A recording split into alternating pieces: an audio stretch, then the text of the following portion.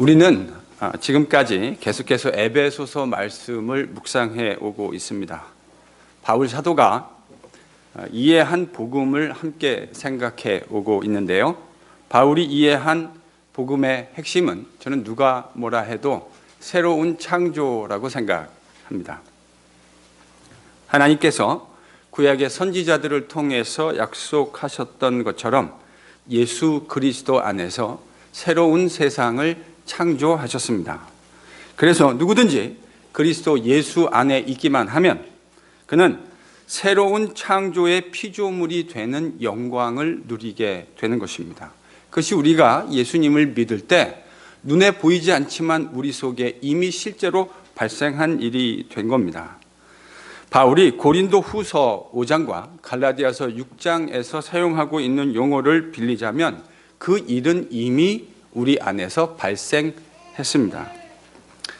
새로운 피조물이 된 우리는 더 이상 죄의 노예 생활로부터 노예 생활 안에 머무르지 아니하고 그것으로부터 구출을 받아서 곧 속량을 받았다, 이렇게 말씀했습니다. 그래서 더 이상 죄의 노예 생활 가운데 있지 아니하고 하나님의 자녀로 입양되어서 이제 하나님과 아름다운 교제를 누리며 살도록 부르심을 받았다, 이렇게 이야기했습니다. 물론 지금까지 제가 이야기한 이 모든 내용들은 우리가 아직 완벽한 모습으로 누리고 있지는 못합니다. 주님께서 다시 이 땅에 두 번째로 오시게 되어질 때 그때 이 모든 일은 완벽한 모습으로 이루어지게 될 겁니다. 바로 그런 이유 때문에 하나님께서 우리에게 성령을 허락해 주셨다라고 이야기했습니다. 그래서 성령은 우리가 하나님의 것이라고 하는 사실을 시일해서 우리가 하나님의 것이라고 하는 것들을 지속적으로 확인시켜주는 방법으로 사역하십니다. 성령은 우리가 이 모든 구원, 지금까지 설명했던 이 모든 구원을 완벽한 모습으로 누리게 될 것이라고 하는 것에 대한 보증으로 우리에게 주어졌습니다. 그래서 성령은 이 구원이 완벽한 모습으로 완성되어질 때까지 성도들과 늘 함께 하시며 한 번도 떠나지 아니하시고 그 성도들과 늘 함께 하시며 그들을 격려하시고 또한 인도하시는 모습으로 사역하고 계시다, 이렇게 말씀드렸습니다. 그것이 성령의 가장 중요한 사역이고 그의 가장 중요한 역할이다. 여기까지가 지난주에 설교했던 내용입니다. 자, 리뷰가 잘 되셨나요? 여러분, 이 3절부터 14절까지의 내용을 영어 번역본이나 한글어 번역본을 보면 수도 없이 단어를, 문장을 쪼개서 번역해 놓았지만 제가 이게 몇 개의 문장이라고 그랬죠? 한 개의 문장입니다. 3절부터 14절까지가요, 헬라말로 읽으면 이게 딱 한 센텐스예요. 그러니까 주어와 동사가 딱 하나씩밖에 없어요. 여러분, 이런 문장을 쓴다고 하는 건 상당히 많은 심혈을 기울였다, 우리가 이렇게 생각할 수 있지 않겠습니까? 근데 놀라운 건요, 오늘 15절부터 1장의 마지막 23절까지 이것도 한 문장입니다. 그러니까 바울이요, 1장의 그 긴 이야기를 딱 두 개의 투 센텐스로 쓴 겁니다, 지금. 오늘부터 저희들이 다음 주에 묵상하게 될 이 사실은 바울 사도의 매우 긴 기도인데요. 이 기도 오늘 저희들이 다 읽지 않고 15절에서 19절, 그것도 사실은 그 앞에 있는 내용만 좀 강조해서 여러분과 같이 이야기하려고 합니다. 여기 보면 바울이 긴 기도를 하고 있는데 여러분 15절과 16절을 같이 한번 읽어보겠습니다. 여러분 지금 15절과 16절을 보면 바울 사도가 지금 뭐 하고 있습니까? 기도하고 있습니다. 그가 기도하고 있어요.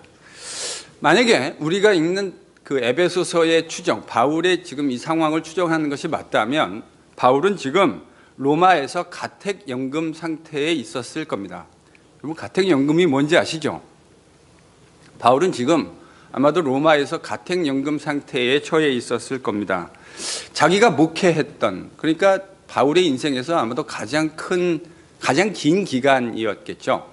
대략 2년에서 한 3년 정도 되는 기간을 그는 에베소에서 목회했습니다. 근데 자기가 그렇게 목회했던 성도들을 지금 적어도 한 5년 이상 눈으로 보지 못했습니다. 함께하지 못한 상황에서 지금 편지가 기록된 거예요.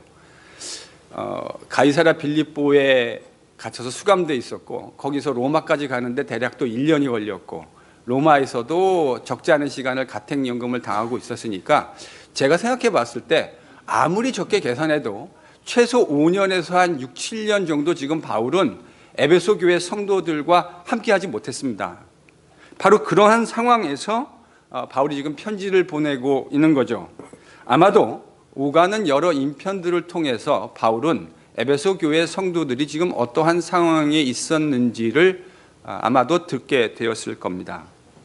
계시록을 비롯한 신약 성경의 기록을 저희들이 참조해 본다면 이 시점에 에베소를 비롯한 상당수의 로마 제국 안에 있는 그 도시의 기독교인들은 적지 않은 박해를 경험하고 있었던 것으로 보입니다. 지금 에베소 교인들도 그들의 처지도 그렇고 지금 바울이 당하고 있는 고난, 즉 바울이 지금 어디 갇혀 있죠? 감옥에 갇혀 있잖아요. 이러한 상황이 여러 에베소 교회 성도들에게 참 낙심될 수 있는 상황이었던 것 같습니다. 우리는 그러한 것을 에베소서 3장을 통해서 좀 엿볼 수 있습니다. 여러분, 에베소서 3장 13절을 한번 찾아보십시오. 우리 지금 이 본문의 기록을 보면 에베소 교회 성도들이 좀 어떠한 상황에 있다고 바울이 이야기합니까? 낙심해 있습니다. 왜 낙심해 있습니까? 그 이유가 뭐죠? 환난을 당하고 있고 바울이 지금 갇혀 있는 것 때문에 에베소 교회 성도들이 낙심하고 있는 것 같습니다. 여러분, 충분히 낙심할 수 있는 상황 아니겠습니까? 이 멀쩡한 하나님의 사람이 복음 전하다가 지금 감옥에 갇혔습니다. 그리고 그 당시 에베소 교회에 있었던 많은 성도들은 적지 않은 환난과 핍박, 어려움들을 지나가고 있었을 겁니다. 그러니 여러분, 낙심할 수 있죠. 그런데 이 낙심되는 상황에서 지금 바울이 뭐 하기 시작했습니까? 기도하기 시작했습니다. 기도하기 시작했어요. 사실 감옥에 갇히는 일은 바울에게 있어서 처음 있는 일은 아닙니다. 여러분이 사도행전을 잘 읽어보시면 사도행전 16장에서 바울은 빌립보 성에서 하나님의 복음을 증거하다가 억울한 모습으로 감옥에 갇히게 되어집니다. 그렇죠? 고린도후서 6장을 보면 바울은 자신이 경험했던 사역의 순간들을 지나가면서 그가 겪었던 수많은 어려움들을 이야기합니다. 그 이야기하는 목록, 그가 겪었던 어려움을 이야기하는 목록 중에 뭐가 등장하냐면 감옥에 갇히는 이야기가 등장합니다. 한 번 갇히는 것이 아니라 수차례. 그러니까요, 바울의 삶을 생각해 보면 그는 복음 전하다가 성경에 기록되지 않은 것까지 저희들이 감안한다면 매우 적지 않은 상황에서 감옥에 갇히는 일들을 경험했던 것 같습니다. 이런 낙심되는 상황에서 지금 바울이 뭐 하고 있다고요? 기도하고 있습니다. 그런데 오늘 바울이 15절, 16절에서 기도하고 있다고, 자기 스스로 기도하고 있다고 이야기하고 있는데 이 기도한다는 이야기를 이 암 문맥의 내용하고 좀 연결시켜서 생각해 봐야 할 필요가 있습니다. 저는 오늘 이 문맥에 좀 집중해 보려고 합니다. 여러분, 15절을 시작하는 어구가 뭐죠? 그 프레이즈가 뭐죠? 15절이요? 이로 말미암아. 여러분, 이로 말미암아라고 하는 이 어구는 헬라말 디아투토라는 말의 번역입니다. 여러분, 디아투토라는 말은 바울이 언제 사용하냐면 바울이 참 많이 사용하는 말입니다. A, 디아투토, B. 그러면 이게 어떤 의미냐면요, A 때문에 B하다, 이런 의미입니다. A 때문에 B하다. 그래서 이 디아투토라는 말이 사용되어지면 바울은 한 번의 예외 없이 앞에 일어났던 일 때문에 B하다 혹은 B라는 행동을 하게 되었다, 이렇게 바울이 설명할 때 바로 이 어구가 사용돼요. 그래서요, 오늘 우리말로 좀 더 제가 만약에 번역한다면 저 이렇게 번역하고 싶을 것 같아요. 13절, 그러니까 14절 이하 그 앞에 나왔던 그 이야기 때문에 지금 바울이 뭐 하고 있다고요? 기도하고 있다고요. 그럼 앞에 무슨 내용의 이야기가 나왔습니까? 여러분, 지난주에 제가 이렇게 말씀드렸습니다. 바울은 바로 직전에 13절 14절에서 성령께서 우리 기업의, 즉 구원의 보증이 되신다, 이렇게 이야기했습니다. 맞습니까? 성령께서 우리 기업, 즉 우리가 앞으로 얻게 되어질 그 구원, 그걸 구원이란 말로 제가 볼 때는 바꿔도 크게 틀리지 않은데 그 구원의 보증이 되신다. 그래서 그 보증이란 말을 지난 시간에 제가 뭐라고 바꿔서 표현했죠? 디파짓. 헬라 말로는 아라본이라는 말인데, 그 아라본이란 말은 오늘 우리 문화권에서는 디파짓으로 이해하면 가장 좋은 것이라 얘기했습니다. 성령께서 앞으로 우리가 누리게 되어질 그 최종적 구원의 디파짓이 되었다. 그 말의 의미가 뭐라고 말씀드렸습니까? 우리가 아직 완벽하게 이루어진 하나님의 나라를 경험하고 있지 않은데, 새 창조의 세계를 경험하고 있지 않은데, 주님이 다시 오실 때 그 새 창조의 세계를 틀림없이 경험하게 될 겁니다. 그 경험하게 되는 그 시간까지 이 텐션을 겪어가는 저희들에게 성령이 뭐가 되신다고요? 보증이 되신다고요. 우리가 반드시 이것을 누리게 될 것이라고 하는 것에 대한 보증이 되신다, 바울이 이렇게 이야기하고 있는 겁니다. 그래서 우리가 이 새 창조 세계의 완벽한 종착역에 도착하게 되는 그날까지 성령께서 우리와 함께 동행하시고 우리와 함께 하시며 우리를 지키시고 보호하시고 인도하신다. 여러분, 이게 바울이 말하려고 하는 내용이다라고 말씀드리지 않았습니까? 그렇기 때문에 바울이 지금 뭐 한다는 거예요? 기도한다는 거예요. 그렇기 때문에 바울이 기도한다는 겁니다. 성령님이 우리의 보증이 되셔서 우리가 영원히 하나님 나라에서 누리게 될 그 영광스러운 축복들을 누리게 될 때까지, 지금은 비록 어려운 시간들을 지나가는 것들이 있을 수 있으나 너희들을 결단코 포기하지 않고 그날에 이르기까지 내가 너희들을 붙들고 보호하고 인도할 것이다 라고 약속해 주셨다고 하는 것을 바울이 알고 있기 때문에 뭐 한다는 거예요? 기도한다는 겁니다. 바울 자신과 지금 에베소 교회 성도들은 충분히 낙담할 수 있는 상황에 있습니다. 감옥에 갇혀 보셨습니까? 저도 감옥에 갇혀 보지 않았습니다.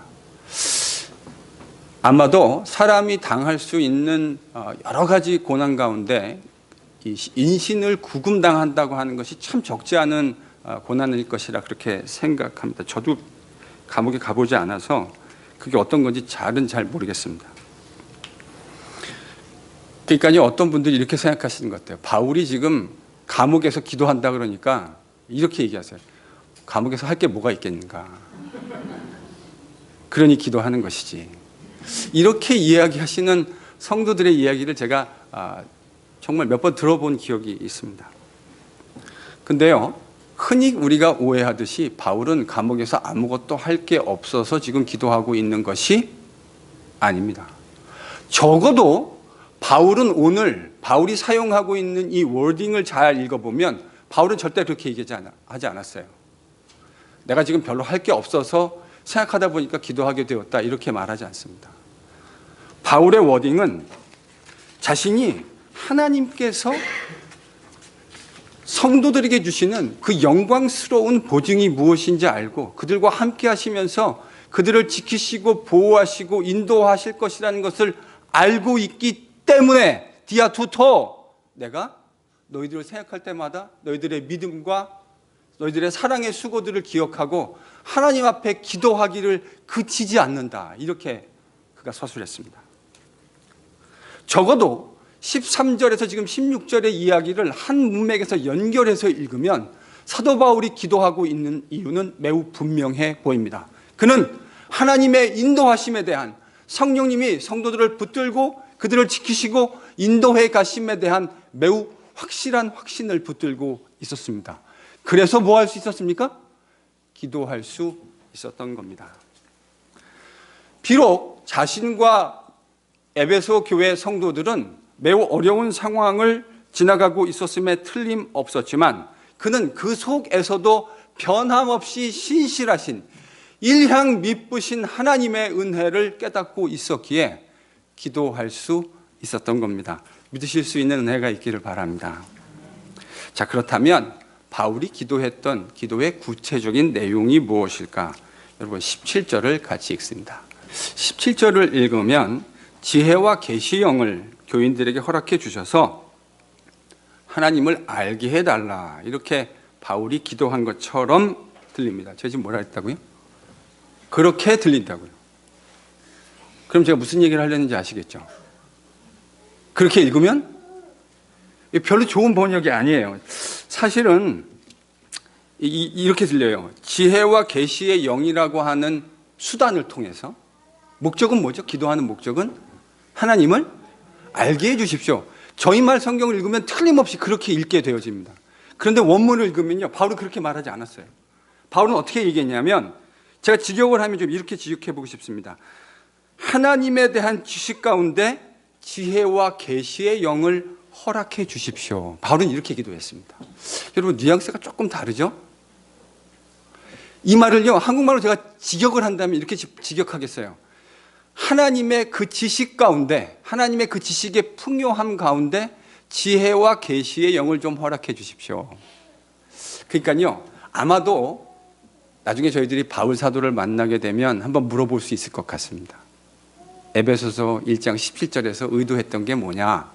저는 아마 이런 의도를 바울이 가지지 않았을까 생각합니다. 뭐냐면, 하나님의 지혜와 지식이라는 게 여러분 얼마나 풍요로운 것입니까? 우리 인간이 가지고 있는 모든 지혜와 지식, 그 모든 원천이 다 어디서 왔어요? 하나님에게서 왔습니다. 저희들의 지혜와 지식을 가지고 그분의 지혜와 지식의 풍요함과 부요함이 어떤 것인지 저는 상상조차 할 수 없습니다. 우리가 인간들 가운데도 똑똑한 사람들이 뭘 만들어낸 거, 연구해낸 것을 보면 때때로 입이 딱 벌어질 때가 있습니다. 그렇죠? 근데요, 그 모든 근원이 하나님에게서 왔고, 도대체 하나님이 가지고 계신 그 지혜와 지식의 부요함이 얼마나 큰 건지 알 수 없어요. 그런데 그 하나님의 엄청난 어마어마한, 요즘 젊은 아이들이 하는 말하면 어마무시한 그 지식 가운데 일부를 하나님이 열어주셔서 지혜와 지식의 영을 허락해 주십시오. 이렇게 지금 기도하고 있는 겁니다.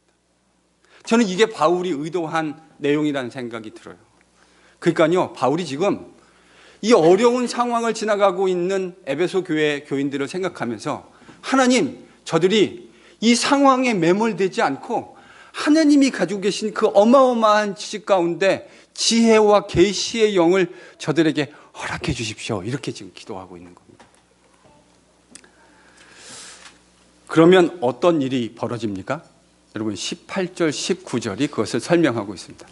지금 바울이요, 하나님의 그 어마어마한 지식 가운데 지혜와 계시의 영, 계시의 성령, 이렇게 번역해도 좀 무방할 것 같습니다. 그것을 허락해달라고 하나님께 기도했습니다. 그러면 어떤 일이 벌어진대요? 18절에요. 마음의 눈이 밝아집니다. 계시의 영이 임하니까, 그전에는, 계시의 영이 임하기 전에는 볼 수 없었던 것들을 볼 수 있게 되어진다, 이 말입니다. 바울이 지금 이렇게 기도하는 거죠. 하나님, 지혜와 계시의 영을 저들에게 허락해 주십시오. 그래서 어떻게 하게 해달라고요? 그들의 마음의 눈이 밝아질 수 있게 해 주십시오. 여러분, 그러면 어떤 일이 벌어집니까? 세 가지 일이 벌어집니다. 첫 번째, 우리의 부르심의 소망이 무엇인지 깨닫게 되어집니다. 하나님의 지혜와 계시의 영이 임해서 눈이 밝아지면 성도들의 그 부르심의 소망이 무엇인지 깨닫게 되어집니다. 둘째로는요, 그 기업의 영광이 얼마나 풍요롭고 풍성한 것인지를 깨닫게 되어집니다. 세 번째는요, 우리에게 베푸신 하나님의 그 능력이 얼마나 큰 것인지 우리가 알게 되어집니다. 자, 그러니까 바울이 지금 이렇게 기도하고 있는 거죠. 하나님, 저들에게 지혜와 계시의 영을 허락해 주십시오. 그러면 그들의 뭐가 밝아져요? 마음의 눈이 밝아집니다. 그러면 몇 가지를 깨닫게 되어지죠? 세 가지요. 세 가지를 깨닫게 되어지는데, 첫 번째는 큰 명사만 따면요, 소망이 무엇인지 알게 되어집니다. 또 뭘 알게 되죠? 영광이 무엇인지 알게 되어집니다. 마지막 세 번째는요, 능력이 무엇인지 알게 되어집니다. 그래서 바울의 기도는 이거예요. 하나님, 저들에게 지혜와 계시의 영을 허락해 주십시오. 그래서 마음의 눈이 밝아질 수 있게 해 주십시오. 그래서 뭘 보게 되는 거죠? 소망과 영광과 능력이 무엇인지 깨닫게 해 주십시오. 자, 그럼 이제 질문이, 도대체 소망은 뭐고 영광은 뭐고 능력은 무엇입니까? 이렇게 이제 질문하셔야 됩니다. 제가 오늘 그 대답을 하지 않습니다. To be continued. 그거는 다음 주에, 왜냐하면 이건 되게 큰 이야기에서 매우 자세한 설명이 필요하기 때문에 이게 소망과 영광과 능력이 서로 관계없는 것처럼 보이지만 다음 주 설교를 들으시면 이 능력이 어떻게 영광과 연관되어져 있고 그 영광이 어떻게 우리의 소망이 되는지가 설명이 되어집니다. 그래서 다음 주에 이 이야기를 하겠습니다. 오늘은 이야기를 하지 않습니다. 자, 그러면 다음 주 설교 제목이 뭔지도 대충은 좀 짐작하실 수 있겠죠? 소망, 영광, 능력. 다음 주 설교 제목 제가 미리 스포일 해드렸습니다. 소망, 영광, 능력. 이것이 이 어려운 시기를 지나가는 자들이 꼭 붙들어야 할, 이것만 붙들면 어떠한 어려움이 우리 앞에 닥친다 하더라도 절대로 좌절하지 않고 그 속에서도 이것을 돌파해 나가는 어마어마한 힘이 생긴다는 것을 바울이 지금 알고 있는 겁니까? 모르고 있는 겁니까? 알고 있으니까 이런 이야기를 할 수 있는 거죠. 이걸 아니까, 이것만 있으면 어떠한 상황에서도 좌절하지 않을 수 있다는 것을 아니까 아버지, 저들의 눈을 열어주셔서 능력과 영광과 그 소망이 무엇인지 가르쳐 주십시오. 이렇게 지금 기도하고 있는 겁니다. 저는 그리스도인들과 대화를 하다 보면 종종 이런 이야기 하시는 분들을 만납니다. 목사님, 제가 할 수 있는 거 다 해봤습니다. 근데 이제 제가 할 수 있는 것이 더는 남아있지 않습니다. 그러니 기도해야 할 것 같습니다. 목사님도 기도해 주세요. 여러분, 제가 이런 기도 들으면 기도할까요? 하지 않을까요? 기도합니다. 그런 얘기 들으면 제가 기도합니다. 그런데 기도하고 나서 돌아설 때 이런 생각이 제 마음속에 듭니다.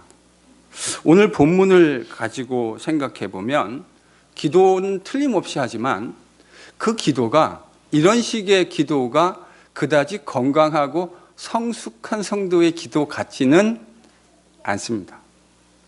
정직한 제 고백입니다. 그런 기도 이미지 집사님이 저한테 부탁하시면 제가 기도합니다. 근데 속으로 어떻게 생각해요? 그건 뭐 성숙한 기도는 아니다, 이런 생각을 대충 제가 합니다.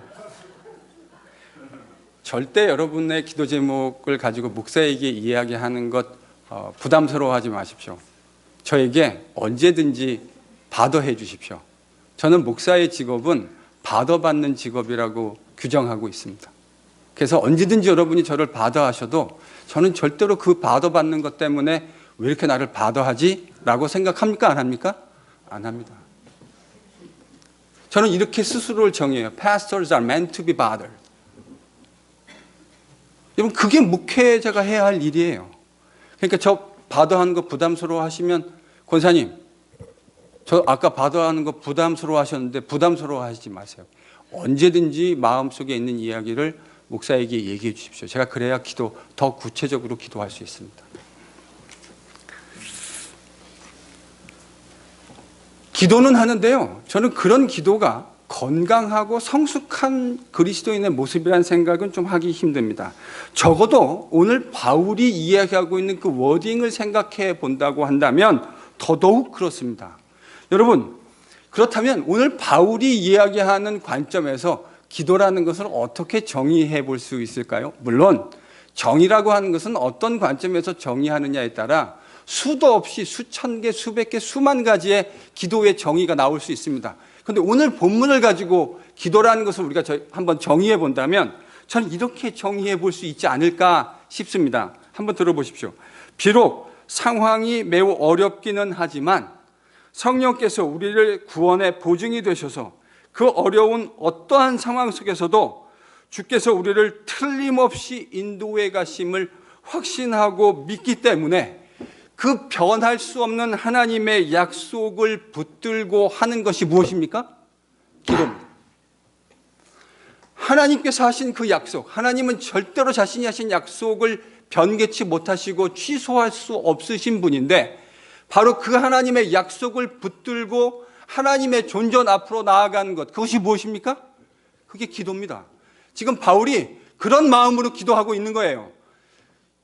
보니까 감옥에서 시간도 많고 딱히 할 일도 별로 없어서 기도하고 있는 것이 아니라 하나님께서 하실 그 엄청난 일을 기대하고, 무엇보다 그 아버지가 성령을 통해 그의 자식들의 기도를 듣고 있다는 사실을 한터럭도 의심할 수 없기 때문에 그는 아버지 앞에 무릎 꿇어 기도할 수 있는 겁니다. 믿으실 수 있는 은혜가 있기를 바랍니다. 그래서요, 기도는 차선책이 아닙니다. 내가 해볼 거 다 해본 다음에 마지막에 의지하는 그런 차선책이 아니에요. 적어도 성경이 얘기해 주는 기도는 그렇지 않습니다. 오늘 바울 사도가 얘기하는 기도는 절대 그런 게 아니에요.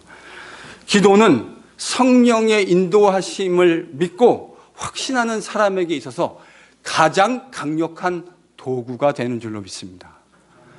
여러분, 기도는 우리가 하나님 앞에 할 수 있는, 하나님과의 관계 속에서 누릴 수 있는, 여러분, 가장 강력한 무기가 되어집니다. 이걸 너무나 잘 알고 있었기 때문에 사도 바울은 이 에베소 편지 6장에서 이렇게 이야기합니다. 6장에 가면 사도 바울이 우리가 싸워나가는 이 영적 싸움을 전쟁에 비유합니다. 그렇죠? 그래서 그 전쟁에서, 영적인 전쟁에서 승리하려면 뭐를 입어야 한다고 바울이 6장에서 이야기합니까? 영적인 전신갑주. 여러분, 전신갑주라는 건 그 당시 로마의 병사들이 입었던 갑옷을 의미합니다. 투구를 쓰고 가죽으로 만든 흉배를 붙이고 창으로 된 모든 투구와 갑옷을 입는 것을 여러분 전신갑주라고 표현했어요. 바로 그 전신갑주를 입어야만 뭐에서 승리할 수 있다고 바울이 이야기합니까? 영적인 전쟁에서 승리할 수 있다, 이렇게 얘기합니다. 그 영적인 전신갑주를 입으라고 이야기한 바울이 너희들이 영적인 전신갑주만 입으면 이제 끝이다 라고 말하지 않고 전신갑주를 입고 난 후에 뭘 하라고 권면하는지 기억하십니까? 기도하라. 기도하라. 저는 에베소서 전체를 큰 그림을 그리며 묵상하면 그 대목에서 바울의 마음속에 기도하라고 권면했을 때 도대체 어떤 마음으로 권면했을까? 시간이 좀 남아보니까 바쁜 일 할 거 다 하고 시간 좀 짜투리 남으면 그제서야 기도하라. 여러분, 이런 의도였겠습니까? 아닙니다. 하나님께서 우리가 어떠한 상황을, 그의 자녀가 어떤 상황을 지나가든지 관계없이 다 보고 계시고, 비록 어려운 상황을 지나가더라도 그 상황들을 다 통과해서 하나님께서 우리가 궁극적으로 이루시기 원하시는 그 종착점에 도달할 것을 알고 있기 때문에 뭐 하라고 얘기하는 거예요? 기도하라고 이야기하는 것입니다. 믿으실 수 있는 은혜가 있기를 바랍니다. 제가 설교를 준비하다가요, 제가 아주 오래전에 읽었던 책 한 권이 생각났습니다. 여러분, 기도 그러면 여러분 어떤 분이 생각나십니까? 기도. 그럼 어떤 분이 생각나세요? 기도 응답을 아주 많이 받으신 역사에 매우 유명하신 분이 한 분 계시죠? 조지 뮬러라는 분입니다. 이분은 독일 태생의 분이셨어요. 20세가 될 때까지는 매우 방탕한 삶을 살았습니다. 그러다가 기독교인의 그 집회에 우연히 초청되어서 그 집회에 있는 기독교인들의 모습을 보고 하나님의 살아계심을 느끼게 됩니다. 그리고 그는 20세에 드디어 회심을 하게 되어지고 독일 사람으로서 영국의 선교사로 파송을 받게 되어집니다. 어저께 우리 허강사님이랑 이제 여진 자매가 아니죠. 여진 사모님, 이제 오피셜리 사모님. 그게 우리가 어제 결혼했다는 것의 의미예요. 어디서 결혼했죠? 그 지역도 벌써 까먹으셨군요. 목사님이 그렇게 강조하셨는데, 아버지 목사님이 브리스톨. 네. 여러분, 그 브리스톨이란 이름이 원래 영국에서 온 거 아닙니까? 미국의 수많은 지역의 이름이 영국에서 왔던 것처럼 바로 그 영국의 브리스톨, 매우 그 추운 지역입니다. 그 지역에 선교사로 파송을 받게 됩니다. 그는 그곳에서 선교사로서 일평생 하나님이 그를 부르실 때까지 93세가 될 때까지 선교사로 고아들과 함께 사역했습니다. 그의 기도 노트는 무려 3,000페이지가 넘었습니다. 기도 노트, 자기가 기도했던 것을 기록해 놓은 기도 노트가 3,000페이지가 넘었어요. 나중에 그것을 편집해가지고 조지 뮬러의 일기 혹은 기도라는 제목으로 참 많은 책이 전 세계에서 발간되었습니다.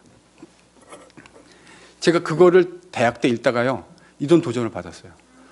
그가 몇 번의 기도 응답을 받았다고 얘기하냐면요, 5만 번.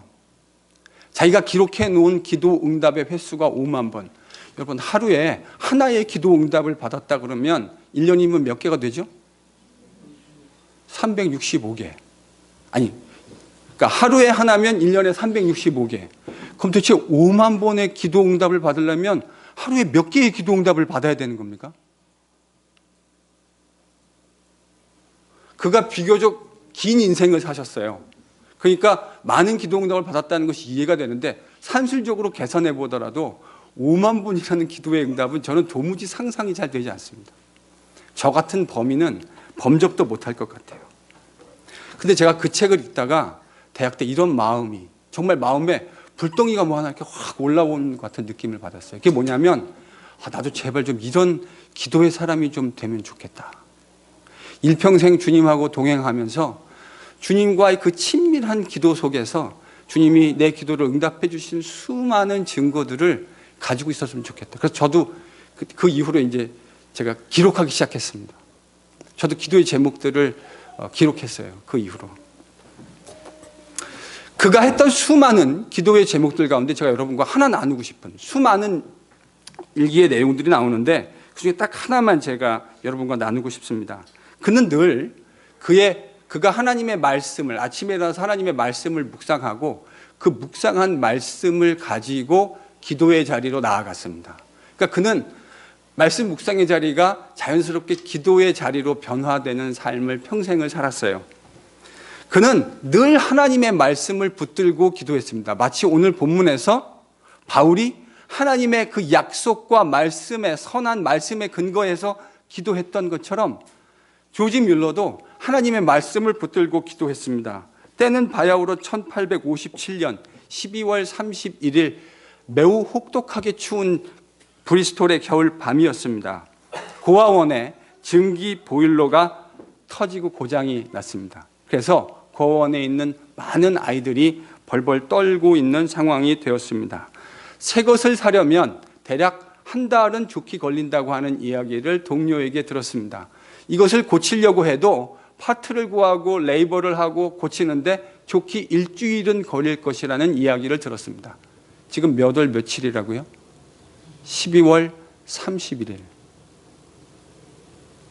브리스톨에, 커네디컷도 만만치 않게 추운데 12월 30일 브리스톨의 매우 추운 혹독한 겨울밤이라서 그 동료들이 고아 아이들 가운데 특별히 영아 아이들, 이제 불과 1살, 2살도 채 되지 않은 아이들에 대한 걱정에 휩싸였습니다.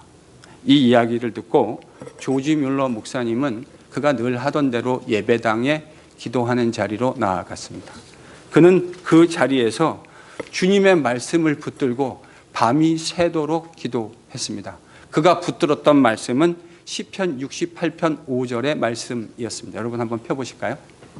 지금 조지 뮬러가 뭐를 붙들었을는지가 보이시죠? 뭘 붙들었을까요? 하나님은 고아의 아버지가 되신다. 그는 이 말씀을 계속해서 묵상하면서 그 말씀을 붙들고 하나님께 피티션을 냈습니다. 하나님, 시편 68편 5절에서 당신께서 고아들의 친히 아버지가 되신다고 우리에게 말씀해 주지 않으셨습니까? 그래서 그 말씀에 의지해서 아버지께 빕니다. 이 아이들을 긍휼히 여겨주십시오. 이 아이들을 제발 살려주십시오. 면역력도 약하고 그 혹한의 추위에 보일러 없이 그 밤을 며칠을 견뎌야 된다는 것이 인간적으로 불가능하다고 판단했어요. 그래서 그는 기도실에 들어가서 예배당에 무릎 꿇고 하나님께 밤이 맞도록 기도했습니다. 시편 68편 5절의 말씀을 붙들고 하나님 은혜를 베풀어 주십시오라고 기도했습니다. 그가 일기에 보면 이틀을 꼬박 기도했다고 이야기합니다. 그런데 그가 기도하고 있는 동안에 참 희한한 일이 발생했습니다. 대서양 북쪽에서 불어오던 매우 차가운 바람이 갑자기 변화가 돼서요, 남동쪽에서 훈풍이 불어오기 시작했습니다. 그러니까 지금 12월 30일에 그 보고를 받고 1월 1일부터 1월 2일까지 꼬박 기도했다는 내용 아닙니까? 그런데 분명히 전날 기도하기 전에는 북서풍이 불어서 매우 차가운 바람이 내려왔는데 기도하는 과정에 어느 순간인지 모르는데 남동쪽에서 따뜻한 바람이 불어 올라왔어요. 그래서 그 남동쪽에서 부는 바람이 며칠 동안 유지됐냐면 일주일을요. 그래서 그 일주일 동안 뭐를 했을까요? 보일러공을 불러다가 보일러를 수리했습니다. 그 보일러를 수리하고 났더니 다시 북서풍이 내려와서 다시 혹한의 추위가 시작되어졌다고요. 일주일 동안 이런 일이 발생한 겁니다. 이런 이야기하면요, 하나님 모르는 사람들은 에이, 구라치고 있네, 우연의 일치지, 여러분 이렇게 생각합니다. 여러분 이해할 수 있습니다. 그렇게 생각하는 것이 저는 무리한 생각이라고 생각하지 않습니다. 충분히 이해할 수 있습니다. 그런데 문제는 이거예요. 그런 일들이 한 번 일어나면 여러분 뭐죠? 그 우연입니다. 정말 그렇게 될 수 있죠. 우연의 기가 하필이면 딱 그때 남동풍이 불어가지고 마치 그 브리스톨의 혹한의 밤이, 겨울밤이 따뜻한 봄날같이 일주일이 지속됐다고요. 여러분 우연의 일치일 수도 있습니다. 그런데 그게 2번 반복되고 3번, 10번, 100번, 200번, 1000번, 10,000번 되면 여러분 이게 우연입니까? 그쯤 되면 상식이 있는 분이라면 이게 우연이 아니고 뭔가 다른 것이 있구나라고 생각하는 것이 상식적이지 않겠습니까? 저는 적어도 그렇게 생각하는 것이 상식적이라고 생각합니다. 제가 처음부터 와서 말씀드렸잖아요. 저는 되게 상식적인 사람이에요. 저는 몰상식적인 일을 하는 사람을 참 견디기 힘들어합니다. 정말 상식적인 사람이에요. 여러분 이런 일이 100번, 1000번, 어떻게 내가 기도할 때마다, 그것도 하필 기도할 때마다 그런 일이 일어날 수 있겠습니까? 그래서 저는 나중에 하나님께 항복했어요. 그래서 제가요 참 의심이 많은 사람이에요. 제가 하나님 본 적 있다 그랬습니까? 없다 그랬습니까? 저는 없습니다. 저는 남들은 하나님 음성도 들었다 그러는데 저는 하나님의 음성을 직접적으로 들어본 일도 없습니다. 누구는 꿈에서 하나님을 이렇게 만났대요. 광채가 있는 분을 만났다 그러는데 저는 그런 것도 한 번도 없어요. 그게 이제 그러다 보면 여러분 마음속에 어떤 마음이 생길 수 있죠? 내가 지금 괜히 희꺼닥 해가지고 하나님 있다고 착각하고 살아가고 있는 것이 아닐까, 이런 생각을 저는 정말 목사지만 정직하게 할 때가 있습니다. 근데요, 남동풍이 제가 기도할 때마다 붑니다. 그래서 부인할 수가 없어요. 그 아버지가 계시지 않으면 설명될 수 없는 일을 저는 지난 30여 년 동안 수도 없이 제 인생에서, 제 인생뿐만이 아니라 제 가족들과 제 어머니와 제 형제와 제 옆에 있는 수많은 성도들의 삶 속에서 기도할 때마다 불어오는 남동풍의 이야기를 너무너무 많이 들었습니다. 그러니 어떻게 하나님이 계시다는 사실을 부인할 수 있겠습니까? 여러분, 하나님은 살아계십니다. 하나님은 오늘도 그의 백성들의 기도를 들으십니다. 여러분, 여기 나와 있는 사람들, 우리들이 바보들이 아니지 않습니까? 우리 시간 아까운 것도 알고 돈 아까운 것도 알고 여기 주일날 이 시간에 교회에 안 나와 있으면 참 재미난 것이 미국에 많다는 것도 너무 잘 알고 있습니다. 그런데 왜 우리 이 자리에 나와서 하나님께 보이지도 않고 우리에게 음성으로 들려주신 적도 없는 그분께 예배합니까? 그분이 살아계시고 그의 백성들의 기도를 지금도 여전히 듣고 계시다는 사실을 우리가 분명하게 믿고 있기 때문이 아닙니까? 아멘. 사랑하는 성도 여러분, 하나님이 우리의 기도를 들으십니다. 옆에 있는 분에게 이렇게 한번 권면해 주십시오. 하나님이 당신의 기도를 들으십니다. 하나님이 당신의 기도를 들으십니다. 기도에 관한 수백 번, 수천 번, 수만 번의 설교를 듣는 것이 중요한 것이 아니라 하나님이 우리의 기도를 들으신다는 사실을 깨닫고 지금 당장이라도 그 자리에서 무릎 꿇어 기도하게 되는 것이 저는 훨씬 중요한 일이라고 생각합니다. 사랑하는 NGCPC 성도 여러분, 성령을 통해 우리와 함께 하시며 우리의 기도를 들어주시겠다고 약속해 주시는 그 하나님의 음성을 듣고 함께 무릎 꿇어 기도할 수 있는 우리가 될 수 있기를 바랍니다. 아멘. 하나님께서요, 여러분의 기도를 듣고 계시다는 사실을 하나님께서 우리가 부인할 수 없는 모습으로 증명해 주실 겁니다. 왜냐하면 우리 하나님은 죽은 신이 아니기 때문이에요. 우리 하나님은 살아계신 하나님이십니다. 그래서 그가 함께 지키시고 보호하시고 인도하심이 무엇인지 우리의 기도를 통해 확인시켜 주시고 인도해 주실 줄로 믿습니다. 그러니 여러분, 우리가 기도해야 하지 않겠습니까? 기도해야 합니다. 그래서 우리가 가지고 있는 기도의 제목들, 개인적인 기도의 제목, 공동체의 기도의 제목을 붙들고 함께 기도할 수 있는 NGPC가 될 수 있기를 바랍니다. 우리 가운데 기도할 제목이 하나도 없는 사람은 아무도 없습니다. 우리 모두는 다 기도할 제목을 가지고 있습니다. 여러분, 우리 함께 기도하십시다.